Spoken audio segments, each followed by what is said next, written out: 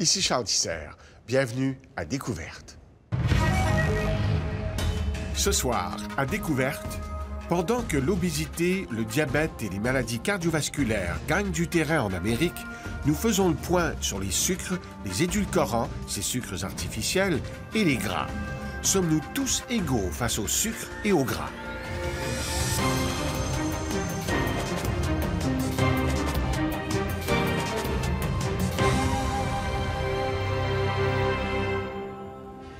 L'alimentation est une préoccupation pour de nombreuses personnes. Mais avec la multiplication des études, il arrive parfois que la confusion s'installe, notamment parce que certains résultats semblent contradictoires.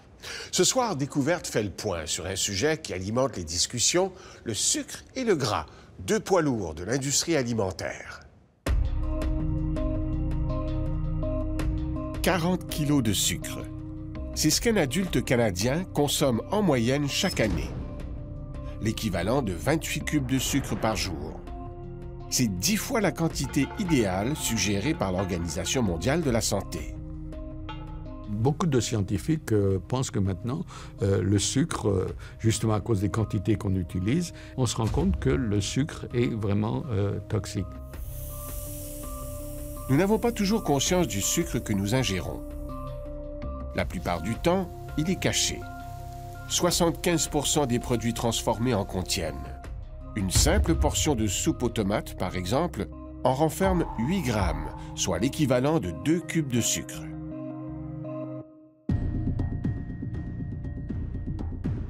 En 40 ans, le sucre est devenu l'ingrédient phare de l'industrie agroalimentaire. L'appât avec lequel on séduit le palais et excite le cerveau. Cet emballement pour les cristaux blancs a eu de graves répercussions sur la santé publique.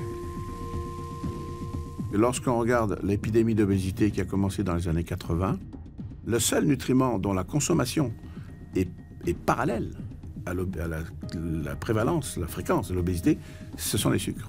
Les autres n'ont pas de corrélation, ni le gras, ni les protéines, ni même les calories. Quand on essaye d'estimer la consommation de calories dans la population, puis avec l'obésité, il n'y a pas de lien. Même s'ils ont mauvaise presse, les sucres, qu'on appelle aussi glucides, ne sont pas tous identiques sur le plan nutritionnel. Certains sont plus nocifs que d'autres. La rapidité avec laquelle ils font grimper la glycémie, c'est-à-dire le taux de sucre dans le sang, constitue un indice important, car les variations brusques sont à éviter. Les fibres et les amidons sont des sucres complexes qui, généralement, ne brusquent pas la glycémie. Présents dans les céréales entières et les pâtes, leur structure se compose de longues chaînes de molécules. Les enzymes de l'intestin doivent donc travailler entre 2 et 3 heures pour les briser en petites unités. Ainsi, la glycémie grimpe sans soubresaut. À l'inverse, on retrouve des sucres simples. Le sucre de table en est un. Les enzymes défont leur structure sans difficulté.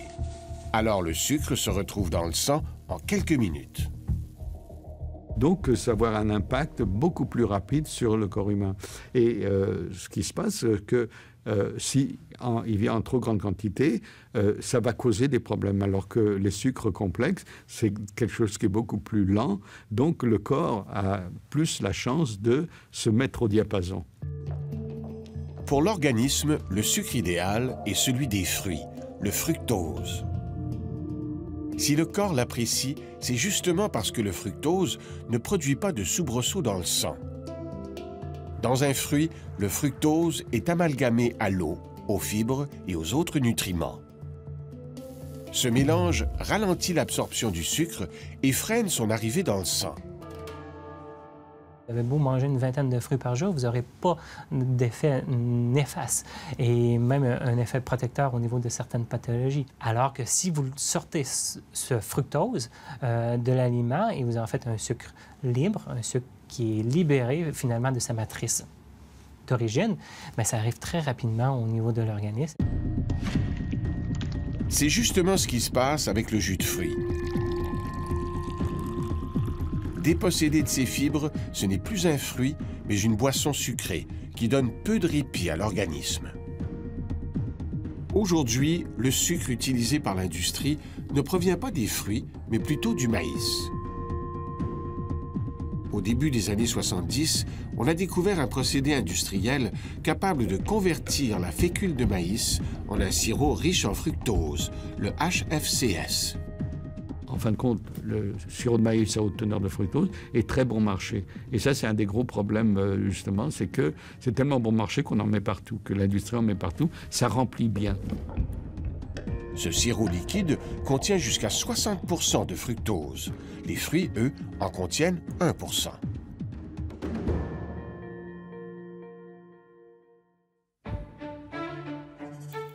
Dans les faits, peu de choses distinguent le sirop de maïs industriel du simple sucre de table.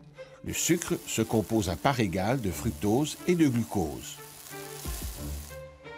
De son côté, le sirop de maïs se compose aussi de fructose et de glucose, mais dans une proportion légèrement différente, 55% de fructose pour 45% de glucose. Là où il se différencie, c'est dans la manière dont les molécules de fructose et de glucose sont liées l'une à l'autre. Dans le sucre à haute teneur de fructose, le glucose et le fructose sont séparés. Donc le fructose est beaucoup plus disponible pour aller au foie par rapport au sucre de table, où le glucose et le fructose sont attachés ensemble. C'est ça vraiment le problème. Le sirop de maïs à haute teneur en fructose est le plus utilisé des sucres industriels. C'est lui qu'on soupçonne de jouer un rôle dans l'épidémie d'obésité.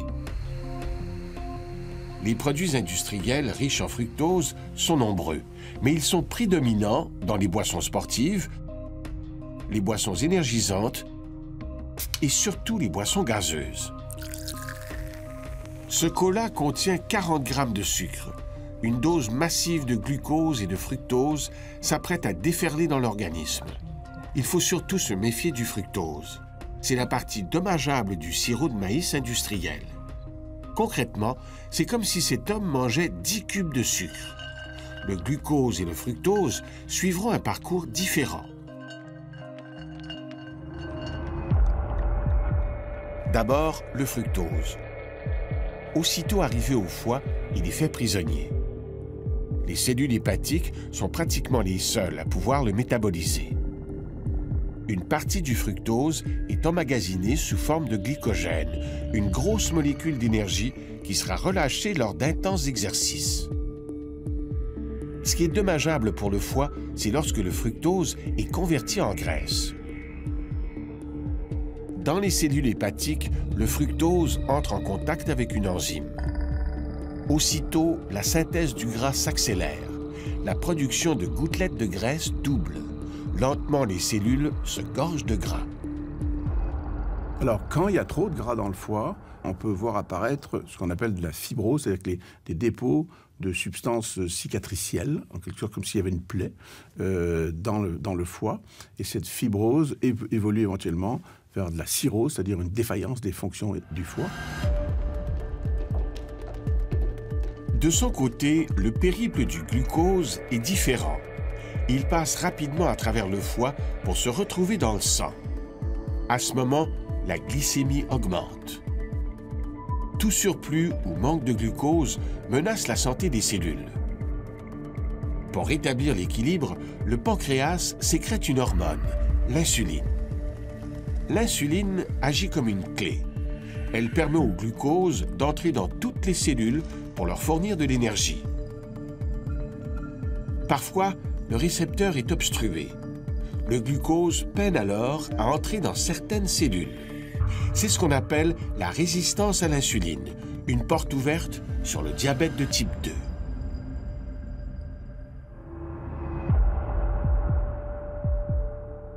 Une fois la gâterie digérée, un surplus d'insuline circule encore dans le sang.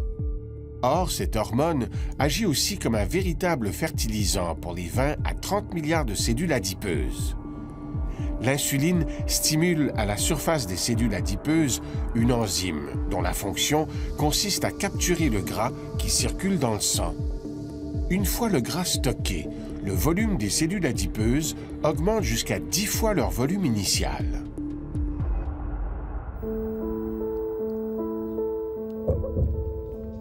Empêcher que le sucre ne soit transformé en gras, c'est l'espoir suscité par les travaux de ces chercheurs.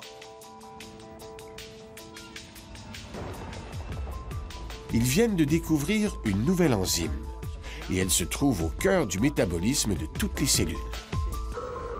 Et c'est une enzyme intéressante du point de vue thérapeutique parce qu'elle a la possibilité de détoxifier le glucose lorsqu'il se trouve en excès dans le sang et par la suite dans les cellules. Donc si vous avez une enzyme qui est capable de détoxifier le glucose, ça a des implications non seulement pour l'obésité, mais aussi pour le diabète de type 2, qui est la forme majeure du diabète, qui concerne à peu près 90% de la population des diabétiques, et puis aussi pour les maladies cardiovasculaires. Il faudra patienter quelques années avant qu'un médicament puisse activer cette enzyme. Si on y parvient, on s'attaquera du même coup à un mal invisible, mais tout aussi néfaste que l'obésité, l'inflammation. Lorsque des molécules de sucre circulent dans le sang, elles ont tendance à se fixer aux protéines, comme à l'hémoglobine par exemple, la spécialiste du transport de l'oxygène dans le corps. Une fois le sucre collé aux protéines, les cellules du système immunitaire se mettent en alerte et les attaquent.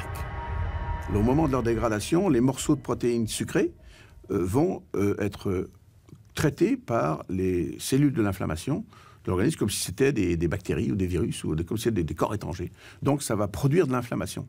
Et c'est une des causes qui lie la toxicité du sucre à la maladie artérielle, par exemple, à l'artériosclérose, à la maladie qui donne la crise cardiaque, c'est que l'inflammation va favoriser la création de plaques artéromateuses dans les artères.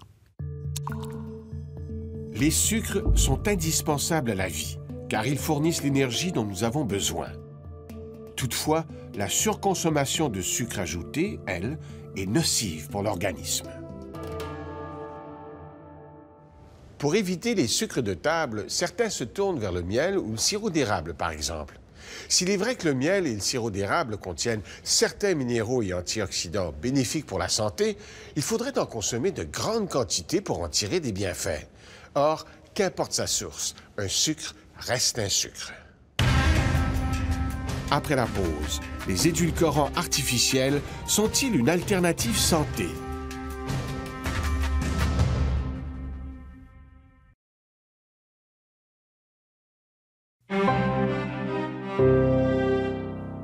On l'a vu, la surconsommation de sucre est néfaste pour la santé.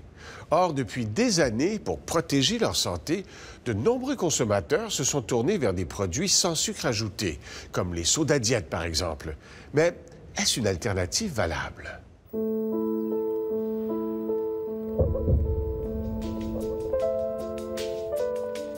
Sur le campus de l'université Purdue, en Indiana, Susan Swithers se démarque.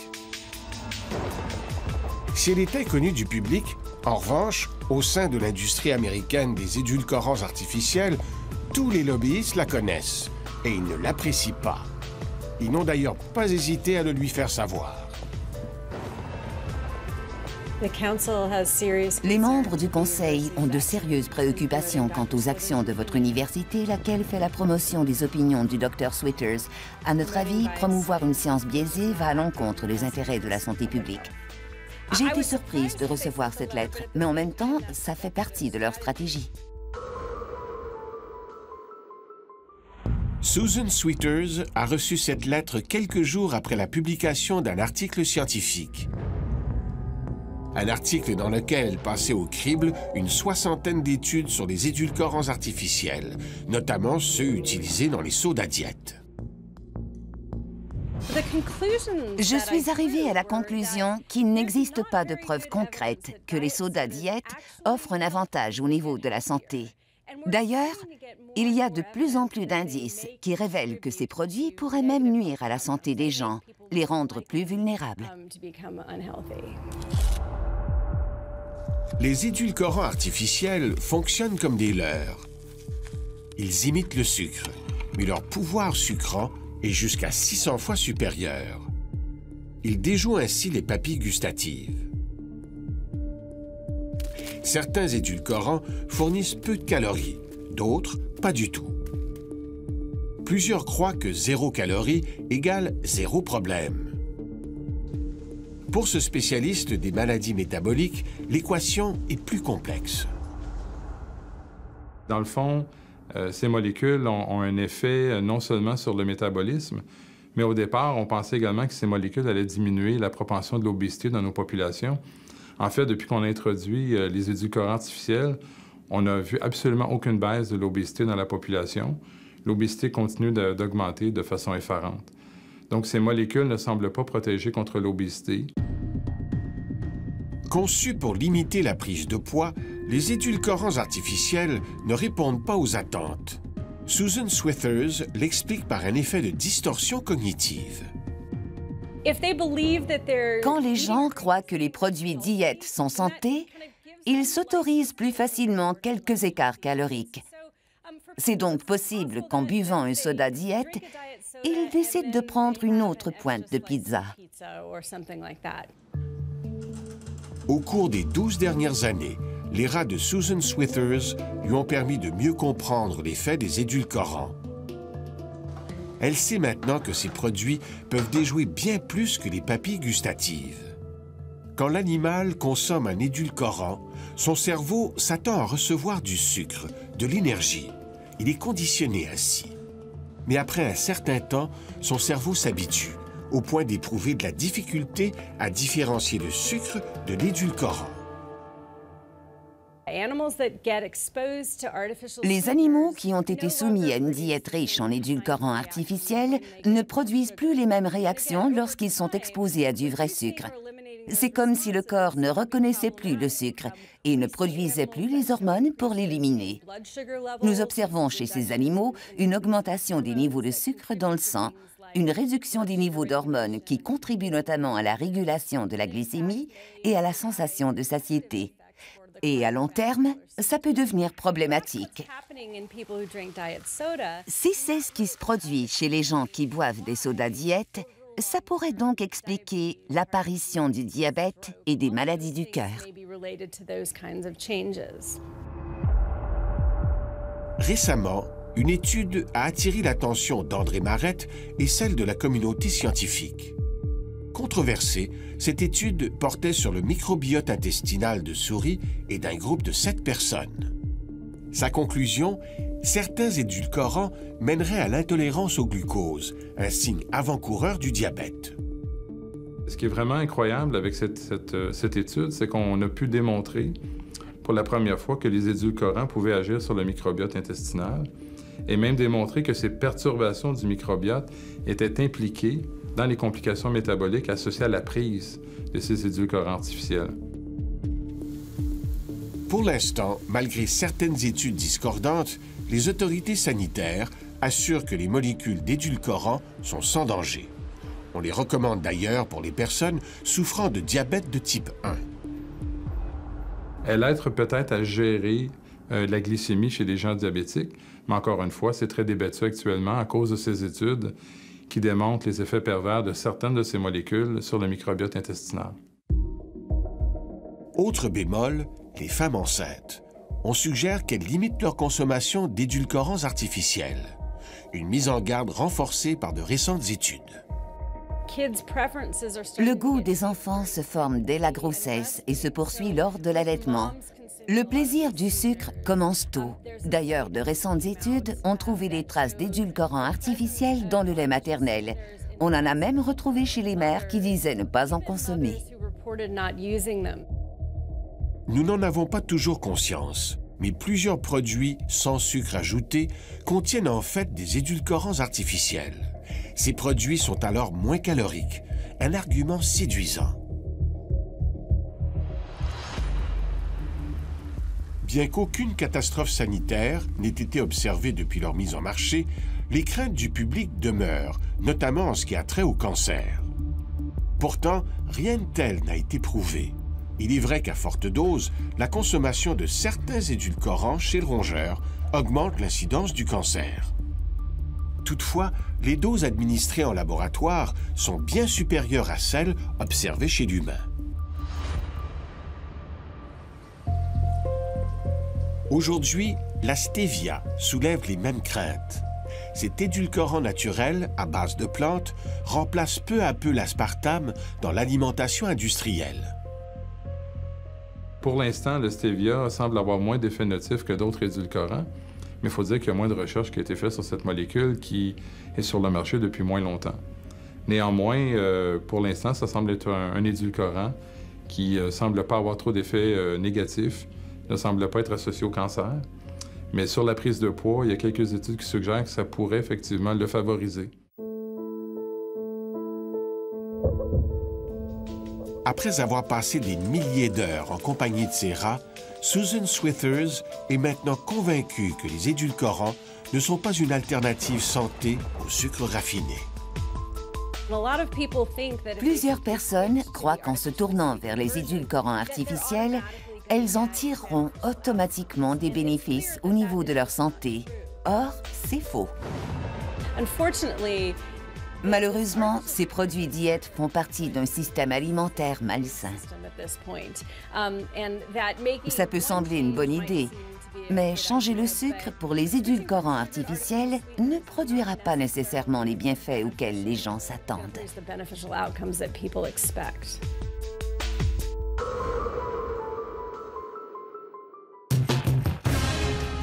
Après la pause, les gras.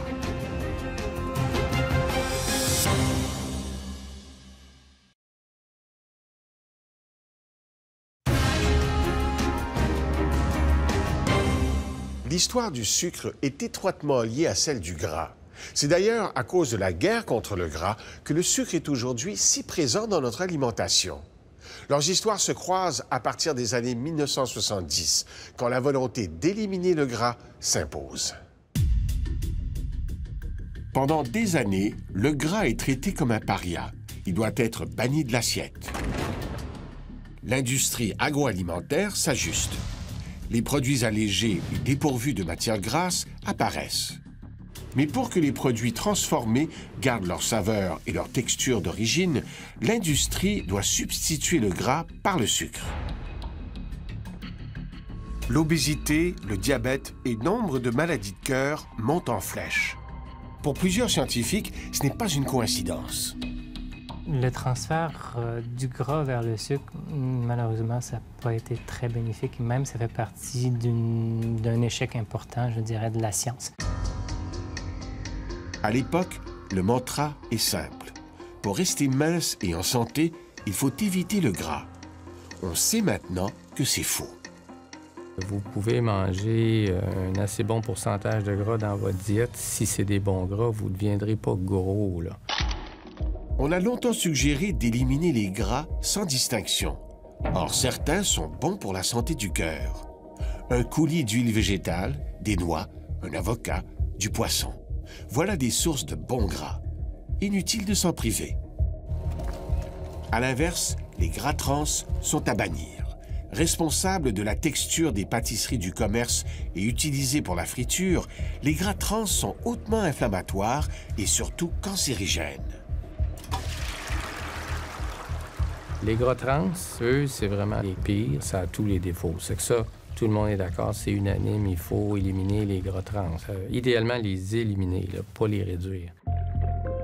À mi-chemin entre les gras trans et les bons gras comme l'huile d'olive, on retrouve les gras saturés dans des aliments comme la viande, le beurre et le fromage. Vous avez les gras saturés qui sont pas mauvais en soi, mais c'est mauvais si on en mange trop. Toutes les études épidémiologiques le montrent, les études d'intervention le montrent. Donc, on limite à peu près 10 % de nos calories, ce qui n'est pas difficile.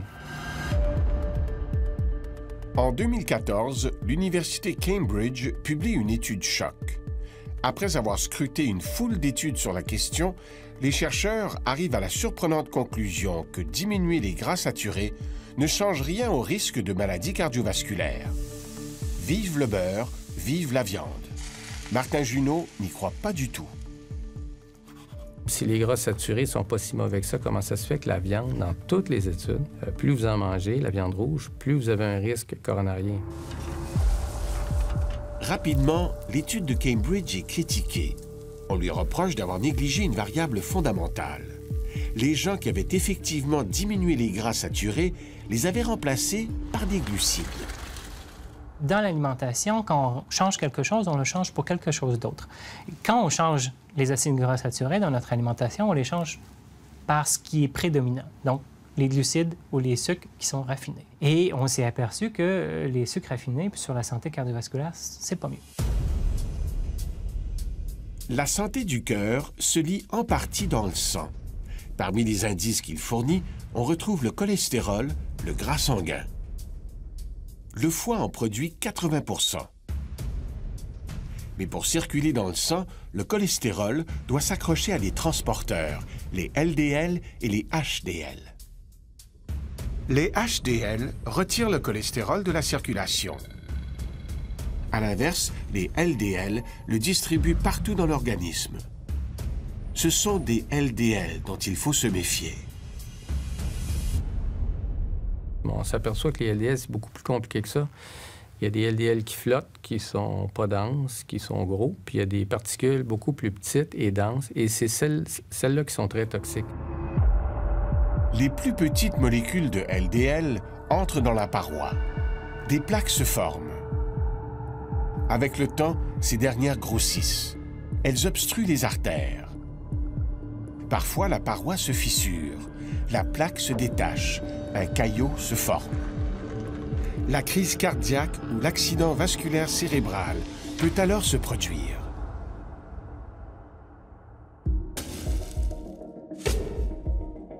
Les aliments riches en gras saturés comme la viande et en gras trans augmentent le niveau de LDL dans le sang.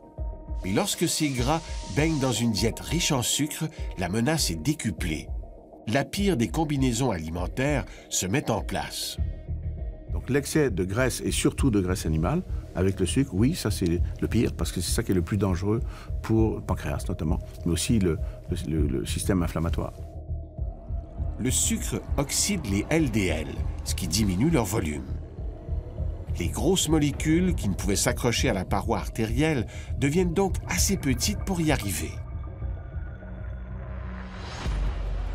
Pour baisser le taux de cholestérol dans le sang et ainsi prévenir un accident cardiovasculaire, les médecins prescrivent des médicaments connus sous le nom de statines. Chez les personnes ayant subi un infarctus ou un accident vasculaire cérébral, ce médicament diminue de 25% les risques d'être victime d'un nouvel événement. Mais lorsque les statines sont prescrites à titre préventif, la protection chute à 1%. Mais là, on parle de 1%. Moi, je trouve le gros enjeu des statines, c'est que le bénéfice, il est là, mais il est relativement modeste. Plusieurs patients surestiment l'efficacité des statines. Se croyant bien protégés, ils se permettent quelques excès alimentaires. Il y a 2 études qui ont bien démontré une qui a bien démontré que les preneurs de statines versus les non-preneurs de statines, bien, les preneurs de statines mangent plus de gras, plus de sucre. Ça, c'est bien démontré. Et font moins d'exercice. Ça, c'est une autre étude. Pourquoi? Bien, c'est les malaises musculaires. Et quelque chose qui n'est pas très connu de mes collègues, parce que mon domaine, c'est l'exercice, la statine diminue la tolérance à l'effort. Selon Martin Junot, la meilleure prévention reste encore et toujours la saine alimentation. Et moi, je dis toujours aux gens, c'est pas vrai qu'un jour on dit une chose, le lendemain on dit l'inverse, puis que tout le monde vient mêler. On dit la même chose depuis 20 ans, manger méditerranéen. Le régime méditerranéen se caractérise par une diète riche en fruits et légumes, faible en viande rouge et en produits laitiers. Le tout agrémenté d'huile d'olive ou de noix. 2013 marque un tournant en nutrition avec la publication d'une étude majeure. Bon, l'étude Prédimed réalisée par le Dr Ross et ses collègues en Espagne, c'est une véritable révolution dans le monde de la nutrition clinique. Cette étude confirme de manière incontestable les bienfaits du régime méditerranéen. Son coût, 250 à 300 millions de dollars. À sa tête, le docteur Emilio Ross. Nous avons été étonnés de constater toute la puissance de l'alimentation sur la santé. Il n'est jamais trop tard pour modifier sa diète. Vous devriez le faire avant d'être malade. C'est comme si vous aviez un extraordinaire médicament et cette pilule, c'est votre alimentation. 7500 personnes, âgées entre 55 et 80 ans, ont participé à l'étude. La moitié a suivi la diète, l'autre non. Après presque 5 ans de suivi, les résultats publiés dans le New England Journal of Medicine sont absolument spectaculaires. Réduction de 30 dans le taux d'événements cardiovasculaires durant le suivi, réduction de 39 dans l'incidence des événements vasculaires cérébraux, sans perte de poids. Et imaginez le groupe où on a donné l'huile d'olive, des noix et des amandes. Le pourcentage de gras dans l'alimentation par rapport au bras témoin est passé de 37 à 41 On n'avait pas dans le domaine de la nutrition une étude aussi spectaculaire que celle-là pour nous montrer vraiment que la nutrition, ça peut marcher.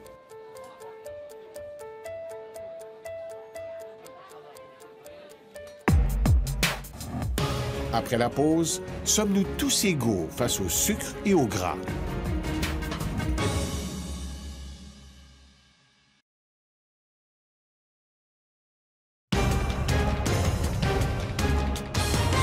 Les statistiques nord-américaines ne mentent pas.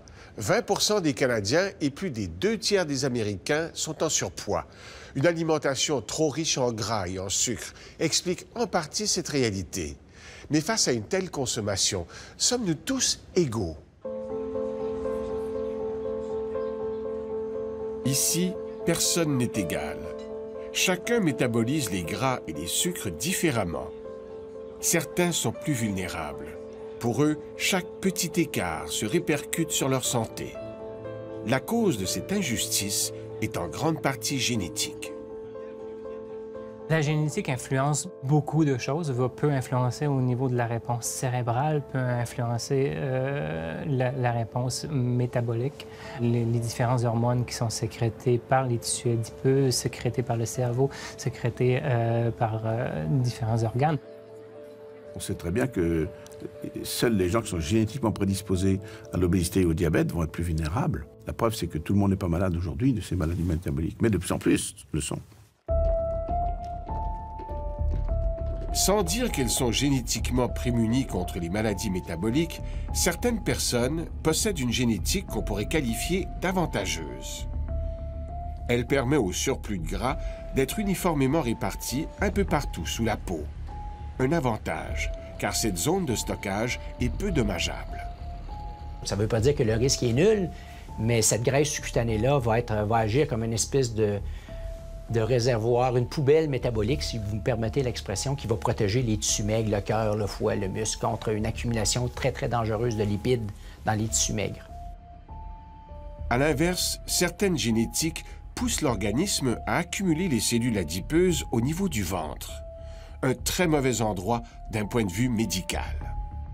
La graisse viscérale, c'est toxique. Ça libère toutes sortes de facteurs pro-inflammatoires et bon, c'est associé à toutes sortes de maladies, diabète, maladies coronariennes, etc. L'obésité viscérale, on peut trouver ça chez des gens qui ont un poids apparemment normal, qui ont apparemment un poids santé. Et lorsque vous avez cette graisse interne, bien, vous avez tendance à avoir un foie gras, un cœur gras, puis un muscle squelettique qui est gras. Gras viscéral, gras sous-cutané. Il existe des gens qui ont ni l'un ni l'autre. Des travaux récents ont mis en lumière un mécanisme qui pourrait l'expliquer. On a maintenant des travaux avec les techniques d'imagerie spectaculaires qu'on a à notre disposition. Il a maintenant été possible d'identifier que certains d'entre nous ont de la graisse profonde qu'on appelle brune, qui sont carrément des fournaises énergétiques qui brûlent énormément de calories.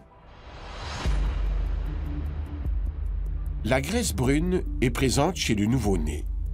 Elle lui permet de produire de la chaleur en brûlant son propre gras de bébé. Mais la quantité de graisse brune s'amenuise considérablement vers l'âge d'1 an. Or, ce n'est pas le cas pour tout le monde. Certaines personnes vont la garder, principalement logée au pourtour du cou, sous les clavicules et près des vertèbres.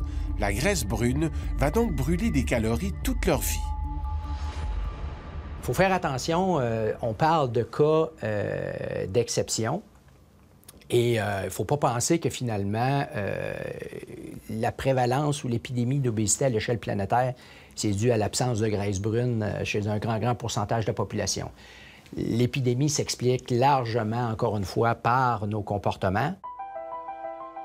Pour ceux qui ne peuvent compter sur la graisse brune pour brûler les excès, il faut savoir que le poids affiché sur la balance n'est pas le meilleur indicateur pour évaluer son état de santé.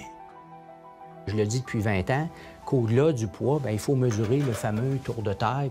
Et il y a une étude spectaculaire qui nous vient de la clinique Mayo sur 650 000 individus suivis pendant presque 10 ans, qui montre qu'effectivement, indépendamment de votre poids, dans toutes les catégories de poids, plus le tour de taille est élevé, plus le risque de mortalité est augmenté.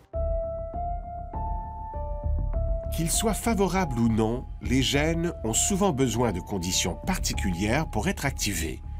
Par exemple, entre deux personnes prédisposées en embonpoint, celle dont la diète est riche en gras et en sucre court plus de risques de devenir obèse que celle qui fait des choix santé.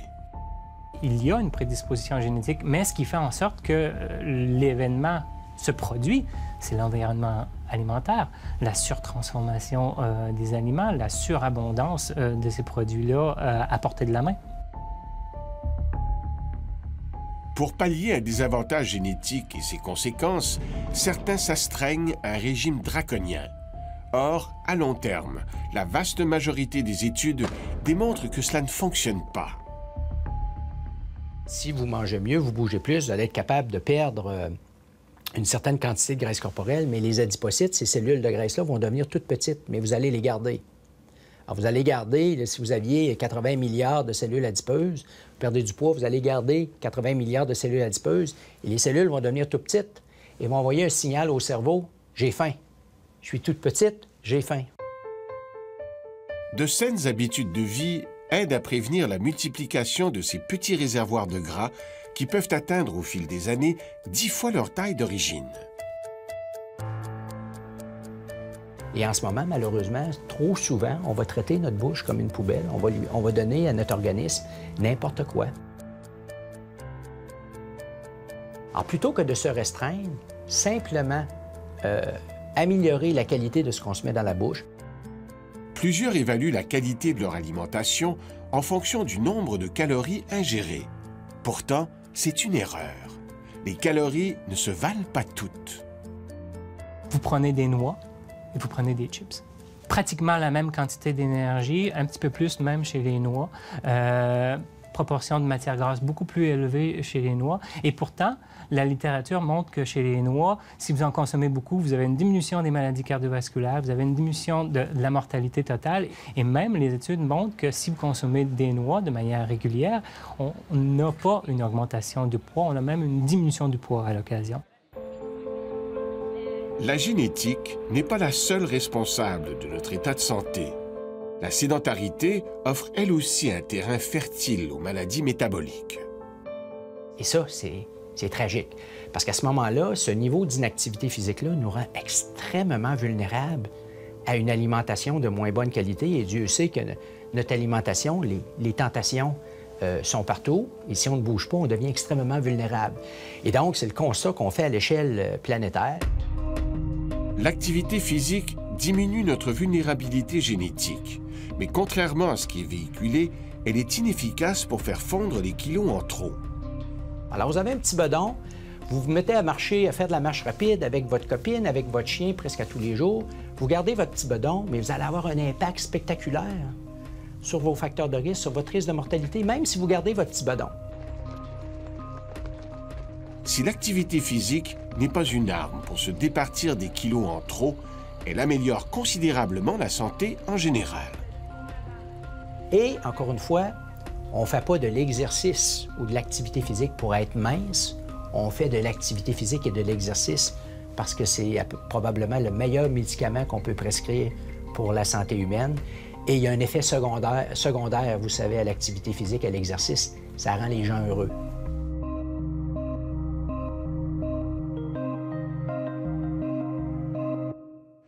On l'a vu, notre génétique et notre alimentation nous rendent plus ou moins vulnérables à certaines maladies.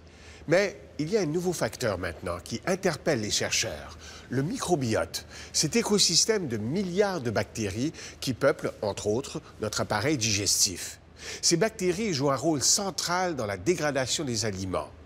Mieux comprendre le microbiote de chacun pourrait permettre aux médecins de dresser une liste d'aliments personnalisés que chacun devra éviter pour rester en santé. Mercredi, l'émission L'épicerie abordera aussi le sujet du sucre dans l'alimentation. Il y sera question des changements importants qui devraient être apportés prochainement par Santé Canada à l'étiquetage des produits alimentaires pour que la présence du sucre y soit plus clairement indiquée. L'autre changement concerne le tableau des valeurs nutritives, avec un ajout important à la ligne des sucres. Actuellement, on ne voit pas un pourcentage de la valeur quotidienne à côté des sucres. Mais ce que nous avons proposé, c'est qu'on exige maintenant qu'il y ait une déclaration du pourcentage de la valeur quotidienne pour les sucres totaux sur une base de 100 grammes. Après la pause, le cerveau bilingue, un aperçu.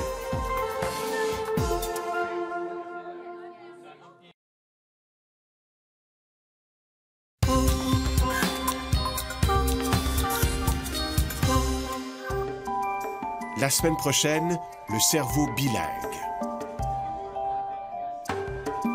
Des gens apprennent une nouvelle langue dans un café linguistique.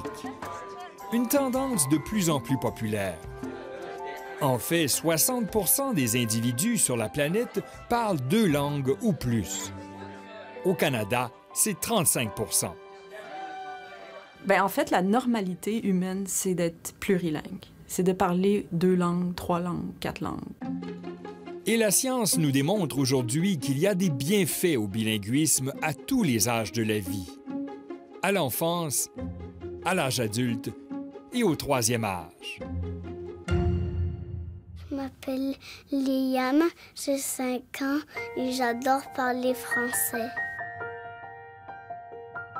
Je m'appelle Mia, j'ai 6 ans. J'aime parler le français et l'anglais.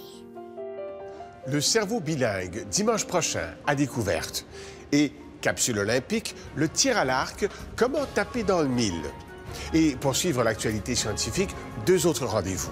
Les années-lumière, tous les dimanches à midi, sur ICI Radio-Canada Première, et la Zone Science, sur iciradio-canada.ca/science. Merci d'avoir été là. À la semaine prochaine.